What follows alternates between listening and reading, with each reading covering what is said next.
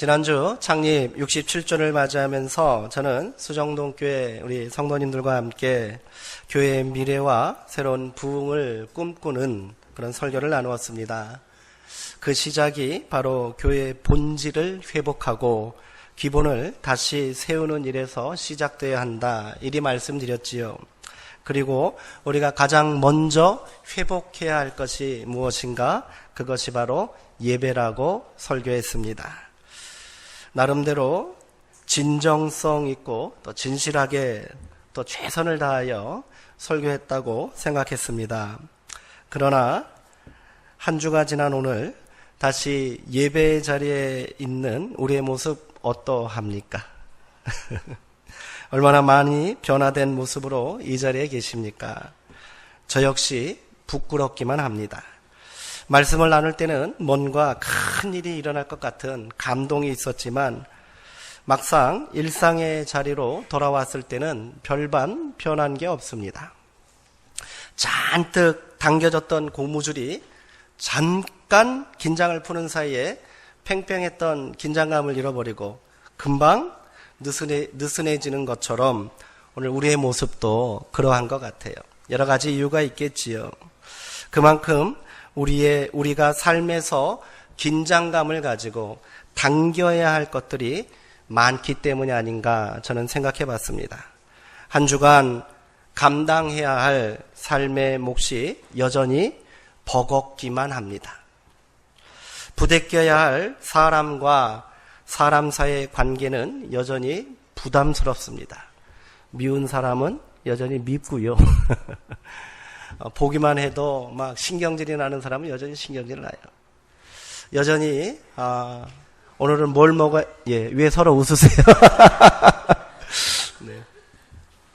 여전히 아이고 이번 한 달 또 일주일 어떻게 살아가야 하나 하는 것이 걱정이에요. 쳇바퀴처럼 반복되는 일상이 우리를 다시 지치게 만듭니다.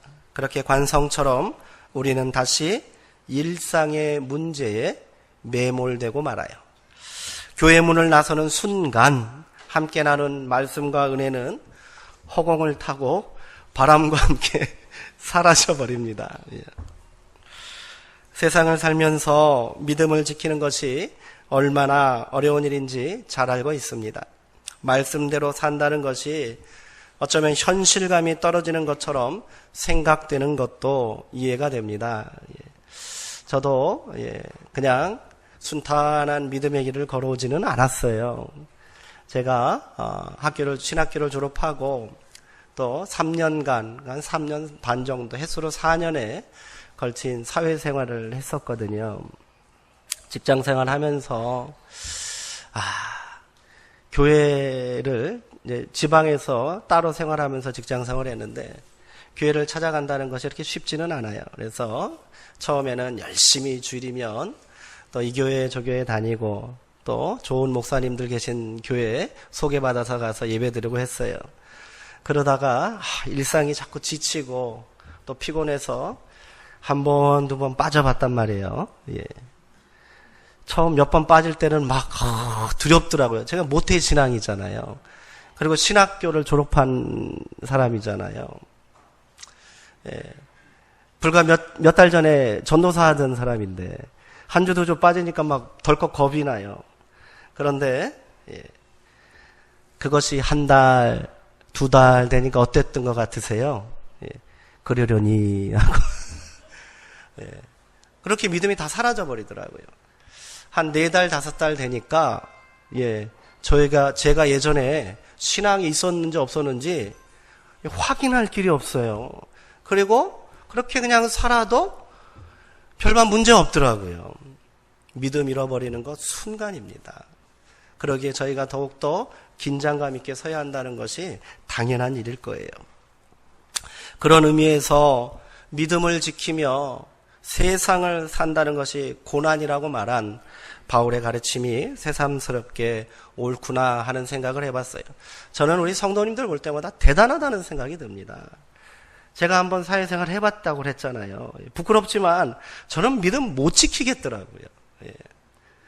그래서 제가 과감하게 결단해, 나는 목사 안 하면 예, 평생 동안 나는 믿음 지키고 못 살겠구나 하는 생각이 저한테 들었어요. 그래서 어렵게 다시 이 기로에 서게 됐고 하나님께서 여기까지 인도하신 줄 믿습니다. 그런데 우리 성도님들 볼 때 그렇게 치열하게 삶의 자리에 있으시면서 또 예배의 자리에 있지 않고 나오신다는 것이 얼마나 대단하고 또 얼마나 그렇게 감동이 되는지 모르겠습니다. 오늘 이곳에 계신 성도님들이 저에게 다 그런 분들입니다. 축복합니다. 예, 그래요. 아무튼 우리가 믿음을 가지고 온전히 살기가 쉽지 않아요. 그러나 절망하고 낙심할 필요는 없다는 생각이 듭니다. 일전에 제가 한번 말씀드렸죠. 갓난아기가 기어다니다가 걸음마를 배우기까지 최소한 2,000번 또 3,000번 정도는 넘어져야 한다는 거예요. 넘어졌다고 응 하고 울고 포기해버리면 절대로 걸어다닐 수 없었을 거예요. 우리의 신앙도 마찬가지인 줄 믿습니다. 우리가 쓰러졌다 할지라도 다시 일어서고 또 일어서고 또 일어서게 된다면 언젠가는 온전한 믿음이 우리 가운데 완성되게 될 줄 믿습니다. 바로 오늘 우리가 드리는 예배가 다시 일어서는 자리가 되는 줄 믿습니다. 그리고 마침내 우리의 예배가 일상의 곤고함을 이기고 연약한 믿음을 온전히 세우는 힘이 될 줄 믿습니다. 오늘 함께 읽은 본문은 14절에서 시작되는 귀신 들린 아이 치유 사건의 결말 부분입니다. 사건의 발단은 이러합니다. 우리가 잘 알고 계실 거예요. 세 제자들과 함께 예수님은 산에 올라가셨어요. 산 아래에는 그러니까 12명 중 몇 명 남은 거예요? 9명만 남아있어요. 그런데 이 9명의 제자들이 큰 무리에 둘러싸여서 서기관들과 논쟁을 하고 있단 말이에요. 예수님이 산에서 내려와 보니 이들이 좀 논쟁하고 있었어요. 제자들과 서기관들이 어떤 논쟁을 벌였는지는 성경에 나와 있지 않습니다. 그러나 이후 밝혀지는 사건의 정황으로 미뤄볼 때 어떤 한 사람이 귀신 들린 자기 아들을 제자들 앞에 데려왔나 봐요. 그리고 제자들에게 좀 고쳐달라고 했는데 이 아이를 제자들이 못 고쳐준 거예요. 그래서 논쟁이 시작된 것으로 보입니다. 서기관들은 제자들의 무능을 지적했을 거예요. 제자들은 이를 변명하느라 논쟁이 거칠어졌던 모양입니다. 제자들이 어떻게 이 귀신 들린 아이를 한번 고쳐보려고 했을까요? 안 했을까요? 예? 했겠죠. 네. 했을 것 같아요. 잘 모르지만 했을 것 같아요. 왜 그런 일을 감히 하려고 그랬을까요? 제자들이 이미 귀신을 쫓아내본 경험이 있단 말이에요. 복음서에 의하면 공생애 초기 예수님께서 12 제자들을 훈련시키시고 둘씩 마을로 파송했잖아요. 그때 제자들에게 권능을 주셨습니다. 예수님처럼 귀신을 내어 쫓는 권세를 주시고 또 병자를 고치는 능력을 그들에게 주셨다고 말해요. 그래서 그들이 2명씩 마을을 다니면서 전도 사역을 하고 나서 예수님에게 돌아와 자기가 한 일을 경험들을 막 고백하는데 예수님에게 막 기뻐서 말하잖아요. 예수님, 우리가 주님 이름으로 말했더니 귀신도 도망갔습니다. 막 이렇게 기뻐하고 또 감격해하는 모습을 성경은 기록하고 있거든요. 예전에 2명씩 다니는데도 해봤단 말이지요. 지금은 몇 명 있어요? 9명 있으니 못할 것도 없다 싶었나 봐요. 그런데 이놈이 귀신이 안 나가는 거예요. 그랬더니 보고 있던 서기관들이 공격해온 거죠. 거짓말쟁이라고. 무슨 능력이 있냐고. 사기치지 말라고 말했단 말이에요. 그랬더니 제자들도 나름대로 막 변명을 했을 거 아니에요. 우리 옛날에 해봤다고. 근데 안 되는 거 어떡하냐. 아무튼 이런저런 논쟁이 격화됐을 거예요. 이때 구원자처럼 예수님이 등장한 겁니다. 제자들이 얼마나 반가웠겠어요. 수세에 몰린 거 아니에요. 논쟁에서 수세에 몰리고 있는데 예수님이 오니 야, 이제 이 논쟁은 끝났구나 생각했을 거예요. 예수님은 이렇게 질문하셨습니다. 너희가 무엇을 그들과 논쟁하고 있느냐? 이리 말하셨어요. 이 질문은 지금 누구에게 한 거예요? 바로 산 아래에 남아있던 9명의 제자들에게 하신 말씀입니다. 그런데 제자들이 이런저러한 상황을 이야기하기도 전에 무리 중에 한 사람이 불쑥 끼어들어 예수님에게 대답을 합니다. 그가 어떻게 대답을 했을까요? 선생님, 말 못하게 하신 귀신 들린 내 아들을 선생님께 데려왔습니다. 이렇게 말하는 거예요. 이 사람이 누구예요? 이 아이의 아버지예요. 이 아버지는 사람들의 논쟁에 관심이 있어요? 없어요? 관심이 없죠. 그가 한 말은 논쟁의 내용이 아니란 말이에요. 그는 서둘러 이 소모적인 논쟁을 끝내고 사건의 본질로 지금 돌아가려고 한 거예요. 예수님, 내 아들이 귀신 들렸는데 선생님께 데려왔습니다 하고 아이를 데려온 겁니다. 이때 제자들은 아무 말도 하지 못하고 있습니다. 아이의 아비가 전하는 사건의 본질은 이러합니다. 논쟁 때문에 감춰져 있던 본질이 드러난 거예요. 선생님, 내 아들이 말 못하는 귀신에 사로잡혀 있습니다. 이 때문에 아이가 수시로 발작을 일으키고 입에 거품 물고 이를 갈고 온몸이 경련을 일으키면 뻣뻣해집니다. 구부러집니다. 이 아이를 선생님의 제자들에게 데려왔는데 이들이 귀신을 쫓아내지 못했습니다. 이렇게 말한 거예요. 마치 의사 앞에서 환자의 증상을 자세히 설명하는 보호자처럼 귀신 들린 아이의 아버지는 예수님께 말하고 있습니다. 그리고 제자들의 무능함을 고발하고 있어요. 이때 예수님께서는 어떻게 반응하셨을까요? 예수님은 이 아이의 아버지의 말을 듣는 순간 불같이 화를 내시고 분노하셨습니다. 이 믿음이 없는 세대여, 내가 언제까지 너희와 함께 있겠느냐? 내가 언제까지 너희를 참아야 한단 말이냐? 분노하셨어요. 그리고 아이를 데려오라고 말씀하십니다. 예수님의 분노는 헛된 논쟁을 벌이고 있었던 사람들을 향하고 있었습니다.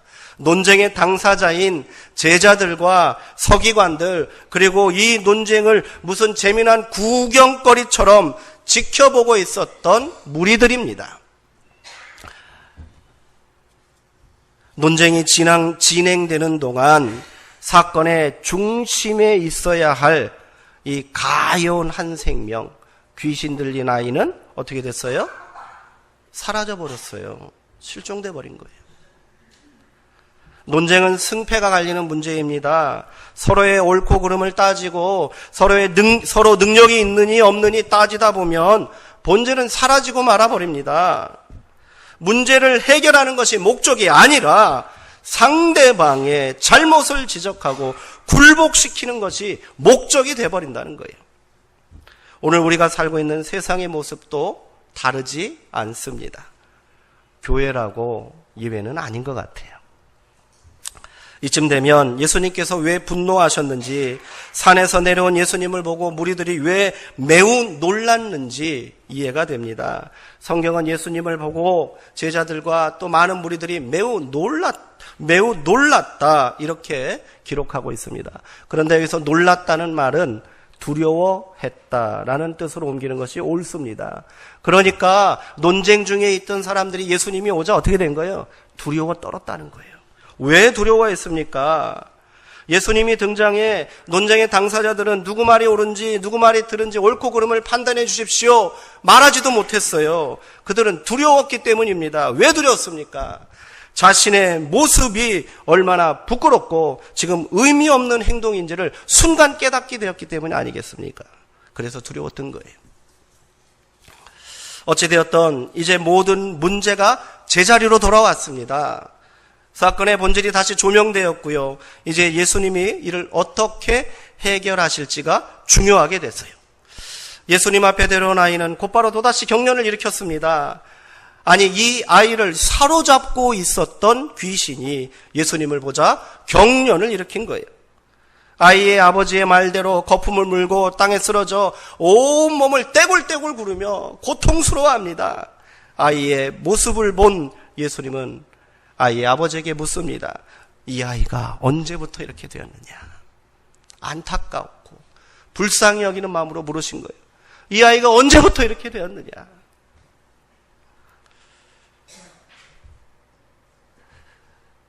아이의 아버지는 아주 어릴 때부터 이 아이가 이렇게 되었습니다. 그리고 다시금 이 심각한 발작을 예수님께 설명합니다. 그리고 예수님께 이 아이의 아버지는 이렇게 말하잖아요. 무엇을 하실 수 있거든 우리를 불쌍히 여기사 도와주옵소서. 간청합니다. 예수님께서는 어떻게 대답하셨습니까? 할 수 있거든이 무슨 말이냐? 믿는 자에게는 능히 하지 못할 일이 없느니라. 아멘. 그리고 응답해 주셨어요. 그러자 아이의 아버지는 소리를 지르면서 다시 예수님께 간청합니다. 내가 믿나이다.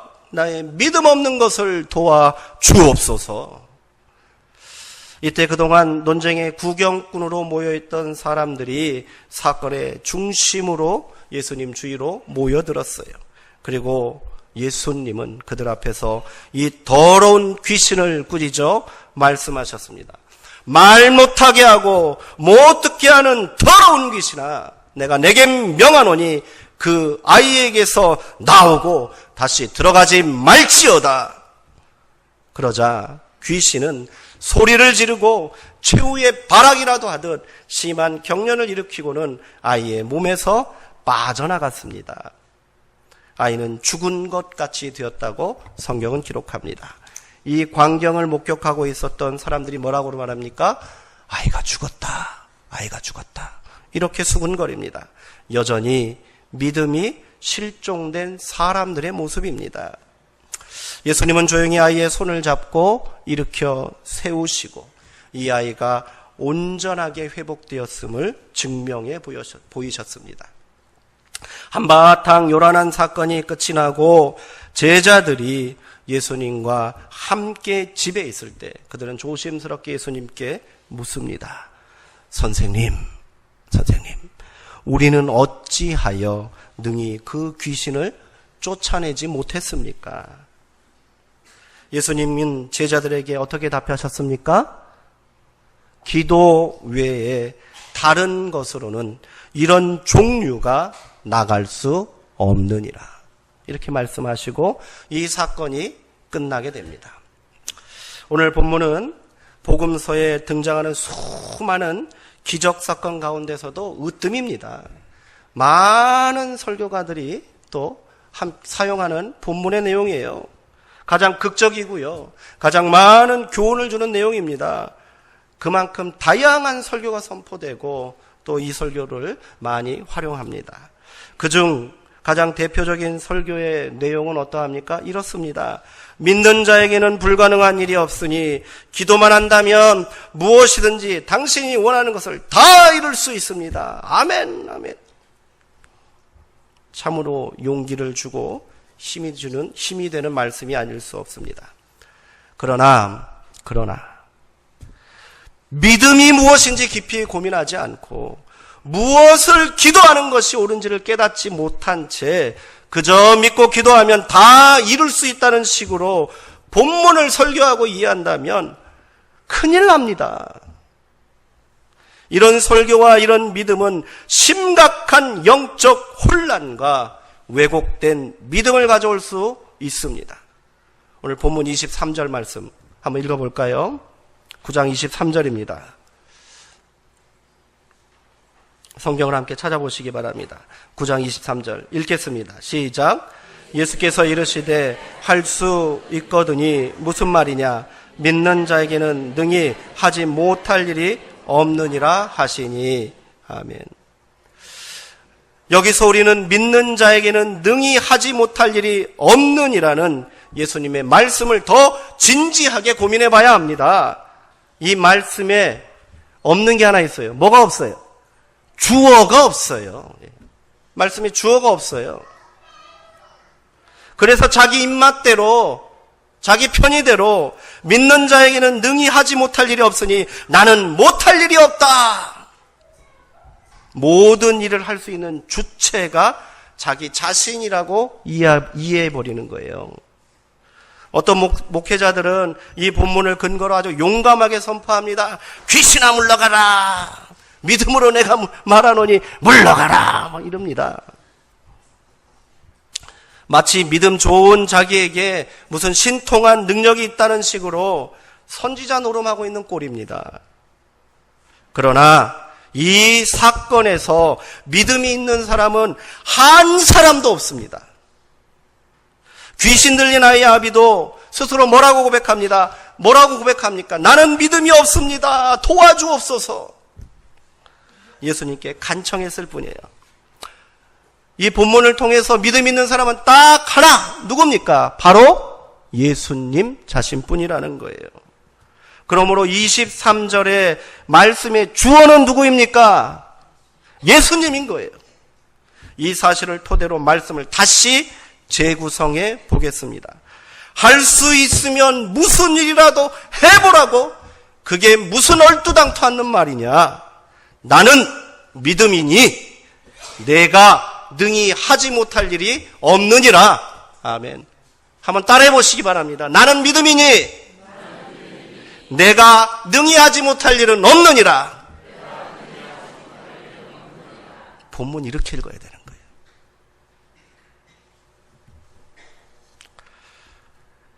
이제 본질과 진실을 외면하고 헛된 논쟁이나 벌이고 있던 한심스러운 자들을 향하여 이 믿음이 없는 세대여 내가 어느 때까지 너희와 함께 있어야 한단 말이냐고 분노하신 예수님의 말씀이 비로소 이해가 됩니다.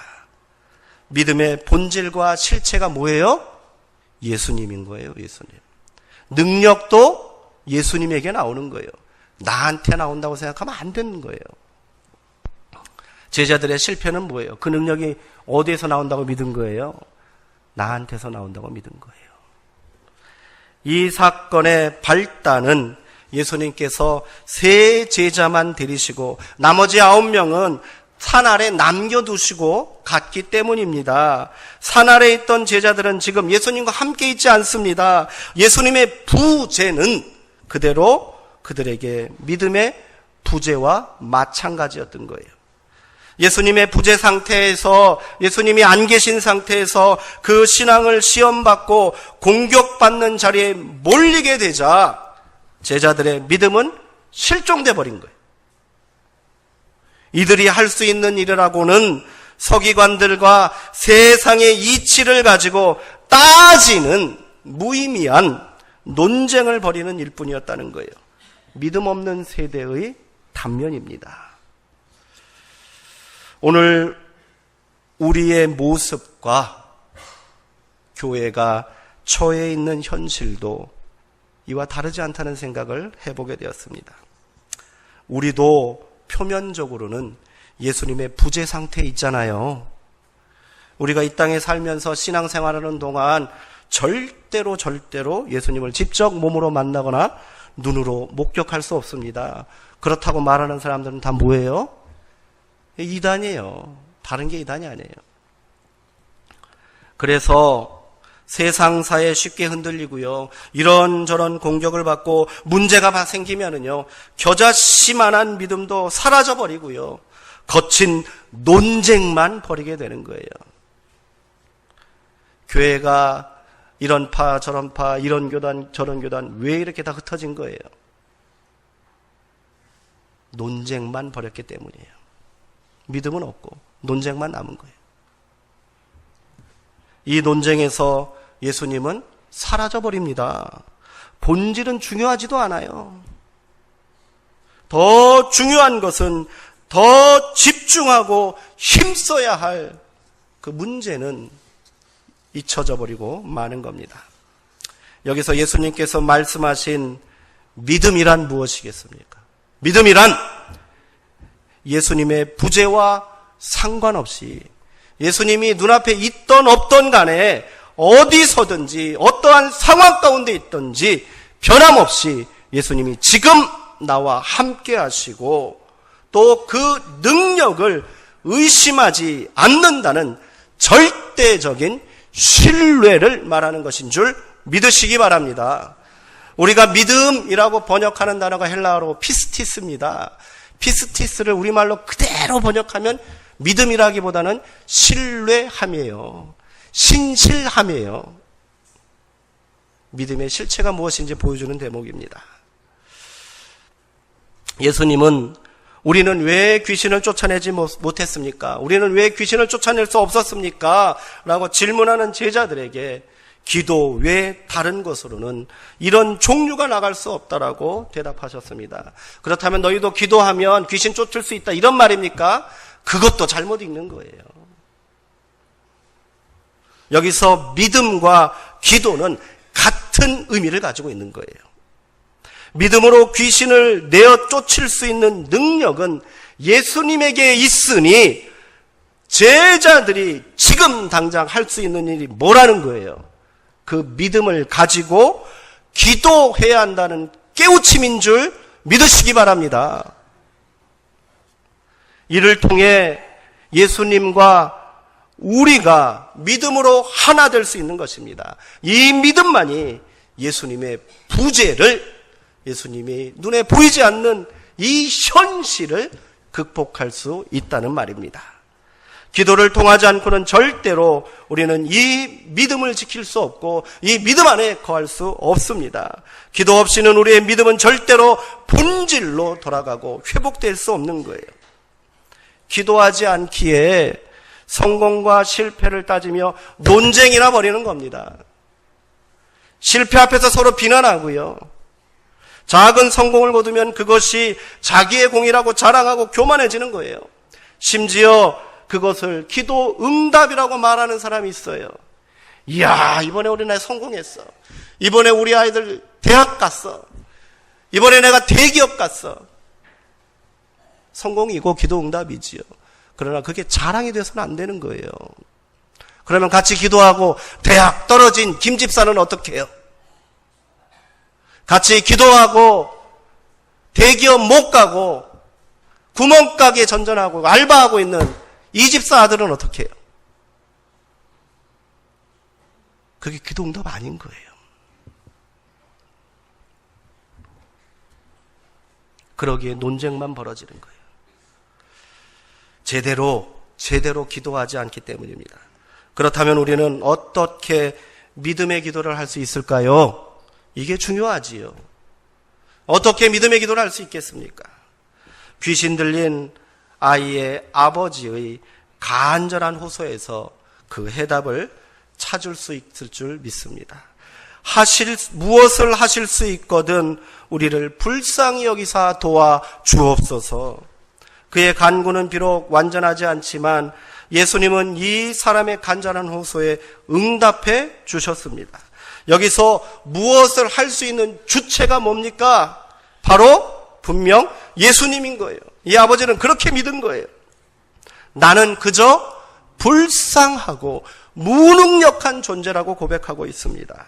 그런데 우리는 이 무엇을 할 수 있는 존재가 예수님이 아니라 자꾸 내가 되려고 하는 거예요. 또 그렇게 기도하는 경우가 얼마나 많습니까? 예수님 이번에 성공해야겠으니 능력 달라고, 내게 능력 주시라고, 문제를 해결해 달라고 기도하잖아요. 그것이 예수님이 할 수 있는 일인지 할 수 없는 일인지는 상관이 없다는 거예요. 그저 내 만족과 이익에 맞는다면 그 어떤 일이든 상관하지 않습니다. 그러나 우리가 기도로 간구해야 하는 것은 내가 하고 싶은 일이 아니라 예수님께서 하실 일임을 기억하시기 바랍니다. 한번 따라해 볼게요. 기도는 내가 하고 싶은 일이 아니라 예수님께서 하실 일을 간구하는 것이다. 그것은 때로 우리의 생각과 우리의 소망과 필요와 다룰 수 있다는 것도 인정해야 하는 거예요. 이것이 믿음의 본질이고 첫걸음입니다. 그러므로 기도는 내 뜻과 고집을 꺾고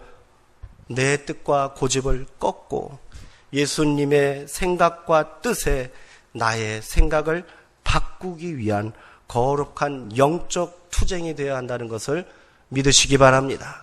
기도는 투쟁이에요. 그래서 어떤 영성가는 기도는 노동이라고 말합니다. 기도는 노동이에요. 이를 위해 우리는 더 기도해야 하고 절대로 기도를 멈춰서는 안 됩니다. 수정동교회의 회복과 부흥을 소망하며 우리가 기도해야만 하는 이유가 여기 있는 줄 믿습니다. 우리의 삶의 본질적인 변화와 믿음의 회복을 위해서 기도하지 않으면 안 되는 이유 또한 여기 있는 거예요. 왜 믿음의 발전이 없느냐고요. 왜 내 삶의 변화가 없느냐고요. 이유는 딱 하나인 거예요. 기도 외에는 이 같은 것을 할 방법이 없느니라. 이제 부질없는 논쟁을 그치기를 원합니다. 주님께서 일하실 수 있도록, 예수님께서 하실 수 있도록 내 삶의 자리에서, 우리 교회에서 일하시도록 기도해야 할 줄 믿습니다. 이것이 믿음입니다.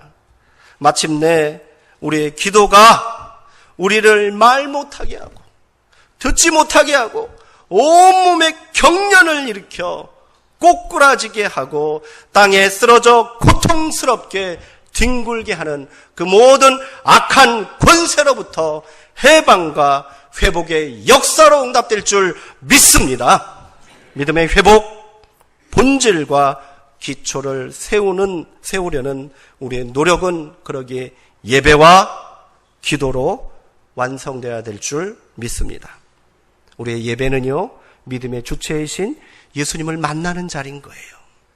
그렇게 만난 믿음이 우리의 일상 속에서 능력 있게 일하시도록 우리는 기도해야 하는 것입니다. 저는 오늘 수정동교회 모든 성도님들에게 5000시간 기도 대행진 시작을 일방적으로 선포합니다. 아멘이. 다시 하겠습니다. 주보에 삽지된, 한번 보세요. 저는 이 시간 우리 수정동교회 모든 성도들에게 5000시간 기도 대행진이 시작했음을 선포합니다. 네, 아멘. 1만 시간의 법칙이라고 들어보셨어요? 1만 시간의 법칙이란 건 뭐냐면 어떤 한 분야에 1만 시간을 투자하면 최고의 전문가가 될 수 있고 성공할 수 있다는 그런 말입니다. 그래서 저는 원래 이 말씀을 준비하면서 1만 시간 기도 대행진을 마음에 품고 있었어요. 그렇게 기도하고 있는데 1만 시간 했다가 또 다 못 채우면 이것도 낙심되는 일이다. 또 우리 교인들 또 숫자와 형편을 고려해서 딱 절반 5000시간만 하자 이렇게 했어요. 제 믿음이 부족했다는 것을 우리 성도님들께서 증명해 주시리라 믿습니다. 여전히 앞으로 우리 광고 시간에 자세한 내용을 좀 다룰게요. 다음 주부터는 여기다가 기도 그래프도 좀 할 거예요. 5000시간을 혼자 감당할 수 없지요. 오늘 15주간입니다. 7월 9일부터 10월 20일 토요일까지 15주간 지금부터 기도 대행진을 시작하겠습니다. 왜 10월 20일일까요? 10월 21일 주일이 전도주일이에요. 그날 전까지 함께 하는 거예요. 우리가 함께 기도를 쌓는 겁니다. 우리 예수님께서 하실 수 있도록, 예수님께서 생명 구원의 역사를 이루시도록, 우리 삶의 변화를 이루시도록, 우리 수정동교회 부흥의 역사를 만드시도록 우리가 기도하고 기도해야 될 줄 믿습니다. 한 사람도 빠짐없이 모두가 동참해 주시기를 주의 이름으로 선포하고 축복합니다. 기도를 통하여서 우리가 마음을 모을 때 분명 변화합니다. 왜요? 기도는 내 뜻을 관철시키는 것이 아니라 아버지의 뜻을, 우리 예수님께서 일하시도록 간구하는 것이기에 우리 예수님께서 우리의 기도대로 응답하게 되실 줄 믿습니다. 이 믿음으로 우리가 함께 나아가기를 소망합니다. 함께 기도합시다.